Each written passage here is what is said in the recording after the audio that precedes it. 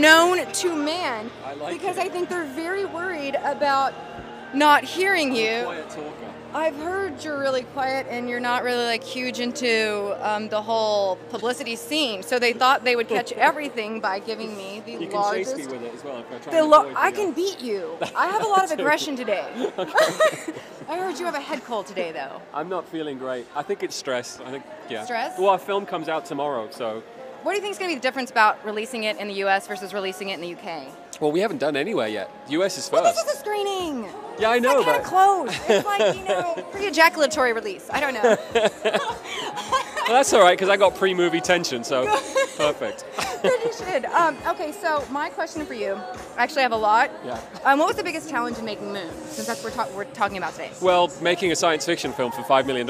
I mean, that's kind of nobody does that, and for a good reason. I mean, we came up with a way of doing it and approaching it, and it was kind of very unique, and it was very much sort of fitting a puzzle together. But it's a real challenge to try and, because people expect a certain amount of production value, and they expect visual effects, and we were able to do that, but only because we approached it in a very strategic way. Okay, and next you have coming Mute.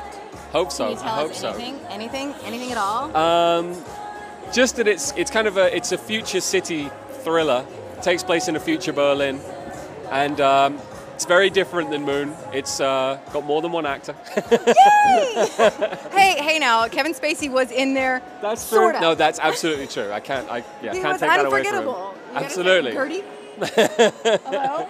I'm not even going to call him Kevin anymore. It's going to be Gertie, and then I'm going to change. Good. If you meet him next time you talk to him, call him Gertie. I'm going to. I totally will. Okay, so you're like a huge gamer as well. I was just at E3. Oh, I'm so jealous. I really am. Good. I'd love to. I like you to be jealous of me. Duncan Jones is jealous of me because I was at E3 for all 3 days. Wow. I was working as a character though, so. Really? Oh, that's pretty Bayonetta. Cool. You have to look it up. Okay. Sega character. And on my breaks, played Rock Band. Okay. So what do you play? What's your game?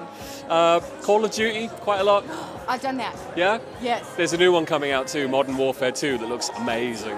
Oh, In fact, the trailer for that game looks a lot better than a lot of films, like a lot of film trailers. Well, would you ever think of I don't know how you direct a gaming trailer. I'm going to say it's possible. It is possible. I mean, before I came and worked in the advertising industry, I worked at a games company in the UK, so games is definitely part of my heritage.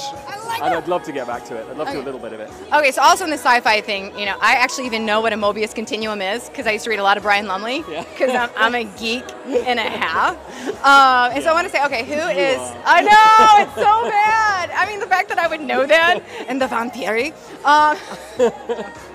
Don't quote me with my big, giant, phallic microphone. I know, it's so horrible. I want to say, who is the epitome of the sci-fi babe? You can go back as far. The Farrah Fawcett poster child of the sci-fi babe. Farrah Fawcett. Was she in Saturn V? I can't remember who it was in Saturn V, but there was a woman in there who was gorgeous. Gorgeous? Gorgeous. She had big knockers? I don't know. I think they were adequate for purposes. Adequate for purposes?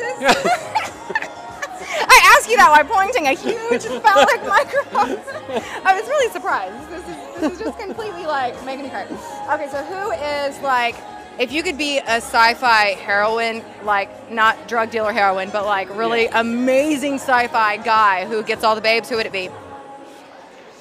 Oh, that's really difficult. What? Probably Rutger Hauer in Blade Runner. Oh, Blade Runner was good. Because he was just incredibly cool, and I liked his haircut. It is all about the hair. You have fantastic hair, by the way. Well, yeah, thank you. No, it's good. It's really what good. there is. I see it. Pointing at it with a big microphone. And if you could work with anyone in the industry, who would it be? Aside from, of course, me. Who would it be? Ooh, who would I work with? God, you're asking really hard questions. This is not hard. Oh, it is for me, because I actually want to give you good answers. I like that. Who would I want to work with?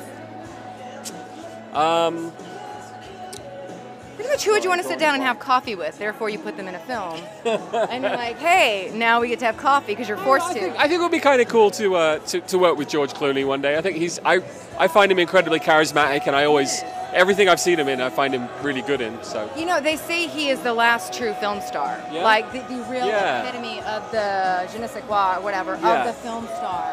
yeah. No, I You think know, there's sorry, something to Brad Pitt. They're giving it to George. Maybe if he had a big phallic microphone. That's what you need. That's amazing. you have power now. I do, especially because I can like hit people with this. Okay, so you said the challenges of working with a $5 million budget. Yeah. Do you want to stick with independent for the grind and the passion, or are you ready to move to big studio budget? Just to sort of pull back from that a little bit, $5 million is obviously a lot of money for an independent film. It is for but independent. for a science fiction independent film, it's quite a lot of money. I mean, it's a difficult amount of money. So you would hope to make back $5,001 from that would rock. I would be so happy if that's what happens. And I'll then be your thrilled. budget would increase By to one. $5 million. And you could like do And that. if I do that every year, in like 10 years, you'd have 5,010,000. I could get a couple of cheeseburgers. It'll be I know. well worth we the could go for investment. cheese. I so want to go for cheese. Well, thank you so much. I appreciate it like hugely for you doing the interview. And I'll give you some insider stuff on E3 because it was amazing. That'd be fantastic. It'd be good to talk about it. Yeah, and if you ever need to get in, I mean, which I don't think you'd have a hard time. I have a lot of friends in Sega and EA. Excellent. Very cool. We can talk. Okay. Sounds good. Yeah, I'll trade you some stuff. Sounds good. Thank you so much, Mr. Duncan Jones. Duncan Jones, can you say this?